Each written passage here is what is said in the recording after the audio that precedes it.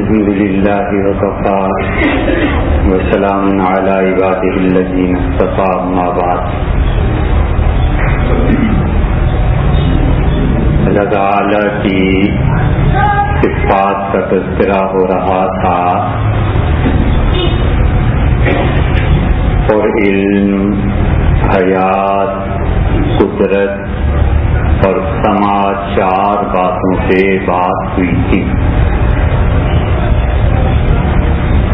کہ اللہ علم والا ہے اور کائنات کی کوئی چیز اللہ کی صفت علم میں اس کی شریک اور سہیم نہیں ہے.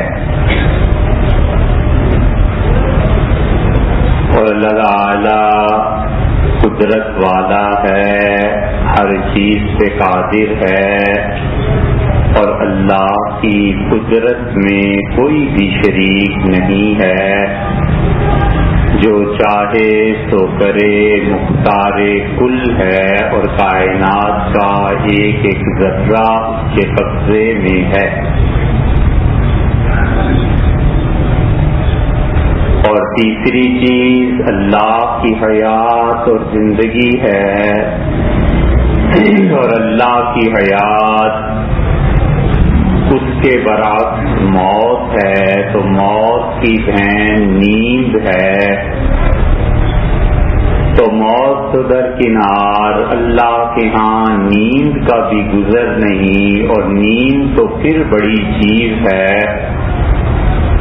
اللہ کو اونگ بھی نہیں آتی. اسی لیے قرآن بار بار نفی کرتا ہے اللہ سے موت کی، غفلت کی، نیند کی اور اونگ کی. اور اللہ تعالی بتاتا ہے، حدیث میں الفاظ آئے ہیں حی لا یموت، اللہ ہمیشہ ہمیشہ ہے اور اللہ پر موت نہیں ہے.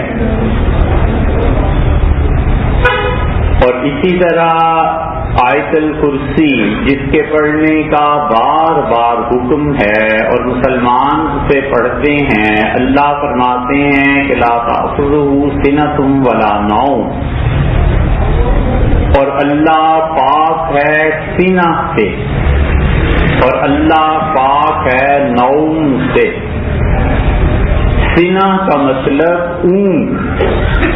آدمی اونگ جاتا ہے، سونے سے پہلے کبھی کبھی نیند کا غلبہ آتا ہے اور آدمی سو نہیں پاتا.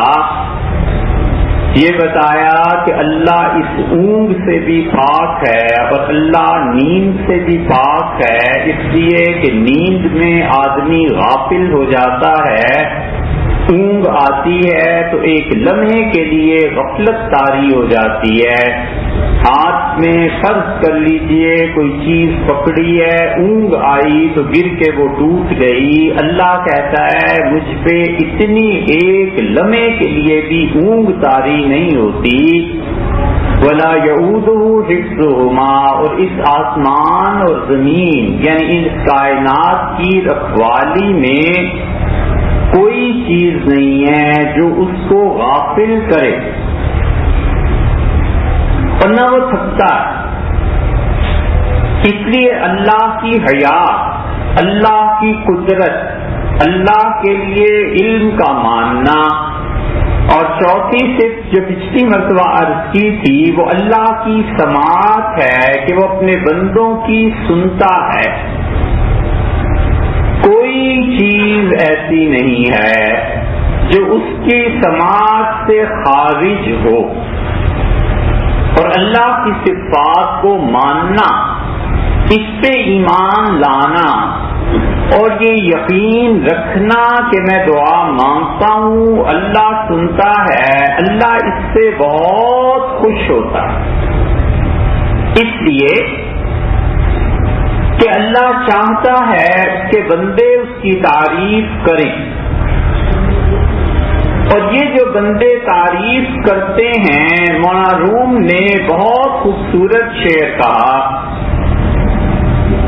اور مثنوی میں آتا ہے کہ انہوں نے کہا کہ اللہ یہ کہتا ہے کہ من خلق کردم، میں نے بندوں کو اس لیے نہیں بنایا کہ بندوں کی تعریف اور ان کی توصیف اور ان کی ثنا اور حمد کچھ مجھے نفع دے. من کردم خلق تاسودے کنا، میں نے مخلوق کو اس لیے نہیں بنایا کہ میرا کوئی نفع ہے، بلکہ طاقت بندگاں جودے کنم، اس لیے بنایا ہے کہ میں اپنے بندوں پہ اپنی سخاوت، اپنی بادشاہت کا اظہار کروں کہ میرے جیسا شہنشاہ اور سخی کون ہے. اس لیے یہ اللہ کی صفات کو ماننا اور یقین رکھنا، یہ اس سے بھی بڑا ثواب ہے کہ کوئی آدمی عمر بھر صغیرہ گناہ بھی نہ کرے اور اللہ کے یہاں نیکیوں کے انبار لے جائے. یہ اس سے بھی بڑی نیکی ہے کہ آدمی اس یقین کے ساتھ دعا مانگے کہ اللہ سنتا ہے. حضور صلی اللہ علیہ وسلم نماز میں جب یہ پڑھتے تھے کہ سمع اللہ لمن حمیدہ، تعریف سن لی اس رب نے جس کے لیے یہ کی گئی، تو بار بار اس کے بعد یہ کہتے تھے لربی الحمد، لربی الحمد، میرے پروردگار کے لیے تعریف ہے، میرے مالک کے لیے تعریف ہے، میرے رب کے لیے حمد و ثنا. اور دوسری جگہ فرمایا کہ کسی کو اپنی تعریف سننا اتنا پسند نہیں ہے جتنا اللہ کو پسند. اللہ کو اس لیے نہیں پسند کہ کوئی محتاج ہے، اس لیے پسند ہے کہ وہ دیکھتا ہے کہ بندے کو میری معرفت حاصل ہو گئی، مجھے پہچان لیا، میں اپنے بندے کو جہنم میں نہیں بھیجوں گا، اس پہ مہربانی کروں. اس لیے رسول اللہ صلی اللہ علیہ وسلم جب پڑھتے تھے کہ اللہم ربنا ولک الحمد، تو کھڑے ہو کر دیر تک پڑھتے رہتے تھے لربی الحمد، لربی الحمد، لربی الحمد، میرے اللہ تیرے لیے تعریف ہے. اس لیے کہ لفظ یہ آ گیا کہ سمع اللہ، اللہ نے سن لیا. تو اس سے بڑی بات کیا ہے کہ کوئی کہے صاحب یہ صدر کا کسی کا فون آیا ہے ذرا سنیے، بندہ سوچتا ہے کہ میری بات سنے گا، کیسا کانشیس ہو جاتا ہے، بیدار ہو جاتا ہے ضمیر. اللہ کہتا ہے کہ جب تم نماز میں قومے میں کھڑے ہو کے یہ کہتے ہو کہ ربنا لک الحمد، یہ کہتے ہو کہ اللہم ربنا لک الحمد، اللہم ربنا ولک الحمد، کچھ بھی، تو اللہ اس کو سنتا ہے. حضور صلی اللہ علیہ وسلم نے امت کو سکھایا کہ اس موقع کو غنیمت جانو اور بار بار یہ پڑھو کہ لربی الحمد، لربی الحمد، میرے اللہ تیرے لیے ساری حمد ہے. اور پانچویں صفت اللہ کی بصر ہے. اور بصر کہتے ہیں دیکھنے کو. اردو میں آپ نے بصارت کا لفظ سنا ہوگا کہ فلاں آدمی کی بصارت کمزور پڑ گئی، یعنی اس کا دیکھنا کم ہو گیا. اور بصر کا لفظ کئی جگہ استعمال ہوتا ہے، سمع و بصر، سننا اور دیکھنا. تو اللہ کے لیے یہ ماننا اور ایمان رکھنا کہ اللہ ہر چیز کو دیکھتا ہے، یہ ضروری ہے. اور ایمان یہ رکھنا چاہیے کہ اللہ کے لیے کوئی آنکھ نہیں ہے جیسے انسانوں کی آنکھ ہے، اور اللہ بغیر ان اعضاء کے دیکھتا ہے. اللہ کے کوئی کان نہیں ہے جس سے وہ سنتا ہے، اللہ کی کوئی آنکھیں نہیں ہیں جس سے وہ دیکھتا ہے. اللہ کی صفات تین قسم کی ہیں، ایک جو بات چل رہی ہے ذاتی صفات، اور ایک فعلی صفات، اور ایک خبری صفات. اللہ کو اگر منظور ہوا اور خبری صفات پہ جب پہنچیں گے تو پھر عرض کریں گے کہ اللہ کا سننا اور اللہ کا دیکھنا بغیر آنکھ اور بغیر کان کے کیسے ہے. کیونکہ اگر کوئی آدمی یہ سوچے کہ اللہ کی آنکھ ہے جس سے وہ دیکھتا ہے اور اللہ کے کان ہے جس سے وہ سنتا ہے، تو پھر اللہ کو وہ مخلوق سے ملا دے گا، اور یہ چیز جائز نہیں. اللہ سنتا ہے، اور مخلوق کی مشابہت کے بغیر سنتا ہے۔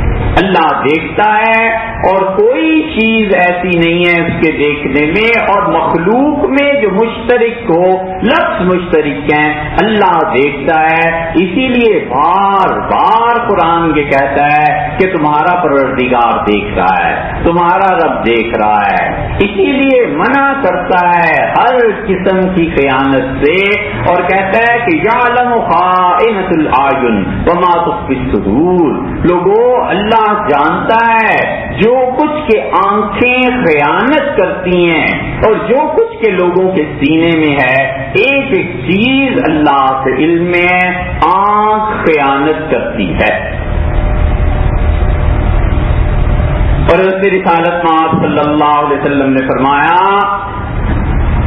کہ تم میں سے کسی انسان نے ناحق خون پر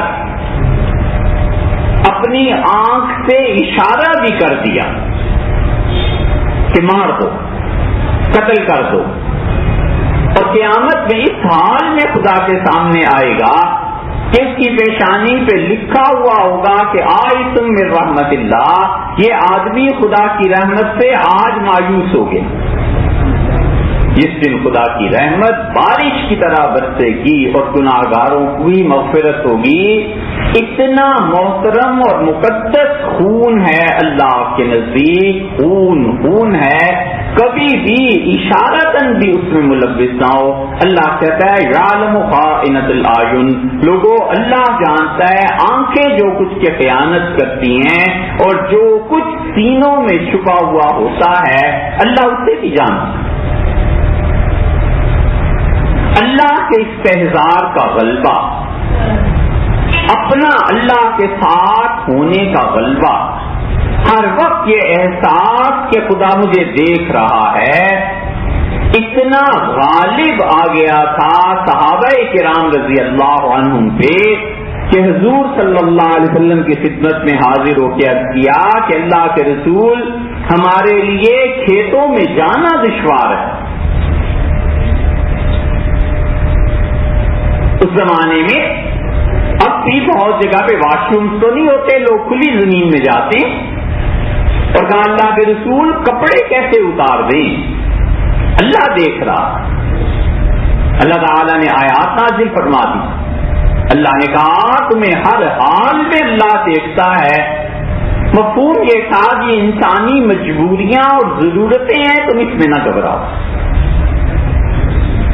اگر اللہ کا اتنا استحضار ہو جائے اور خدا کا اتنا یقین ہو جائے تو کوئی آدمی گناہ کا کام کرے گا کیسے کہ اللہ دیکھ رہا ہے۔ وہ جس نے دودھ میں پانی نہیں ملایا، سیدنا عمر رضی اللہ عنہ سن رہے تھے اور ماں نے کہا امیر المومنین تو نہیں دیکھ رہے، اس بچی نے کہا اس کا پروردگار تو دیکھ رہا۔ سیدنا عمر رضی اللہ عنہ آئے اور کہا بچوں، لڑکوں کو جمع کیا اور کہا بچوں میں تو اس سے فارغ ہو گیا کہ اب شادی کروں، لیکن وہ بچی اتنی اچھی مجھے لگی، تم میں سے کوئی شادی کر لے۔ تو عمر رضی اللہ عنہ کے چھوٹے بیٹے عاصم نے شادی کی، اور ایسی ماں سے جو آگے بچی پیدا ہوئی، اس کے رشتے کے لیے عبدالعزیز کا رشتہ آیا، اور عبدالعزیز اور عبد الملک یہ دونوں بھائی تھے، مروان کے بیٹے تھے دونوں، اور عبدالعزیز کے رشتے پہ سب سے زیادہ مخالفت ان کی بہن نے کی، اور بہن نے کہا اس لڑکی کا رشتہ نہ لینا، یہ سیدنا عمر رضی اللہ عنہ کی نواسی پوتی لگتی ہے، بیٹے کی آگے بیٹی ہے، پوتی ہو گئی۔ جس دن عمر بن عبدالعزیز رحمت اللہ علیہ نے خلافت سنبھالی اور بنو امیہ کی غصب کردہ جائیداد چھینی اور مال چھینے اور کہا یہ پبلک کی چیز ہے، تمہاری نہیں تھی، تم نے اسے کیوں اپنی پراپرٹی بنا لیا؟ تو لوگ گئے پھپھی کے پاس، کیونکہ پھپھی نے ہی پرورش کی تھی عمر بن عبدالعزیز رحمت اللہ علیہ کی، تو اس نے کہا میں تو تمہیں اسی وقت کہتی تھی کہ عبدالعزیز کا رشتہ فاروقی خاندان میں نہ کرو، لڑکا اپنے نانا پہ چلا گیا ہے، اب اسے کوئی نہیں روک سکتا۔ اسی لیے حضور صلی اللہ علیہ وسلم نے منع فرمایا کہ اپنے بچوں کا رشتہ وہاں نہ کرنا جہاں پہ عورتیں بخیل ہوں، کہ جب عورت میں بخل آ جائے گا تو وہ نسل میں خاندان میں بخل آ جائے گا، اور نتیجہ یہ کہ جس چیز کے وہ مالک بن جائیں گے وہ اللہ کی مخلوق کا نفع اس چیز سے روک دیں گے۔ منع کر دیا رسول اللہ صلی اللہ علیہ وسلم نے، رشتہ تو درکنار، آپ نے فرمایا اپنے بچوں کو ایسی عورت کا دودھ بھی نہ پلانا جس عورت میں بخل کی صفت پائی جاتی۔ اللہ دیکھتا ہے۔ اس بچی نے کہا کہ امیر المومنین نہیں دیکھتے، ان کا پروردگار تو دیکھتا ہے۔ یہ وہ چیز ہے جو رسول اللہ صلی اللہ علیہ وسلم کی حیات طیبہ میں صرف ایک مرتبہ حاضری سے نصیب ہو جاتی تھی، اور ہمارے یہاں ساری زندگی محنت، مجاہدہ، اللہ کا ذکر، مراقبات کرے تب جا کر کہیں نصیب ہوتی ہے کہ آدمی کا یقین بنے کہ اللہ دیکھ رہا ہے، اور آدمی کو یہ یقین ہو جائے کہ اللہ کے ہاں جواب دینا ہے۔ اسی لیے قرآن بار بار کہتا ہے اللہ دیکھ رہا ہے، اللہ دیکھ رہا ہے، تاکہ انسان میں حیا پیدا ہو کہ رب دیکھ رہا ہے اور میں کیا کرتوت اور حرکتیں کر رہا ہوں۔ اسی لیے اللہ تعالیٰ نے فرمایا کہ وہ جب قیامت میں حشر میں حساب ہوگا اس کا تو وراء ظہری، اس کا نامہ عمل اس کے بائیں ہاتھ میں دیا جائے گا، فسوف یدعو ثبورا ویصلی سعیرا، اور وہ موت کو پکارے گا کہ موت آ جا، مر جاؤں، اور جہنم میں ڈال دیا جائے گا۔ قرآن کہتا ہے انہ کانا، یہ آدمی ایسا ہے اپنے گھر والوں میں بڑا خوش رہتا، انہ ظن ان لن یحور، اس کے وہم و گمان میں بھی نہیں آتا تھا کہ مر کے اللہ کو جواب دے۔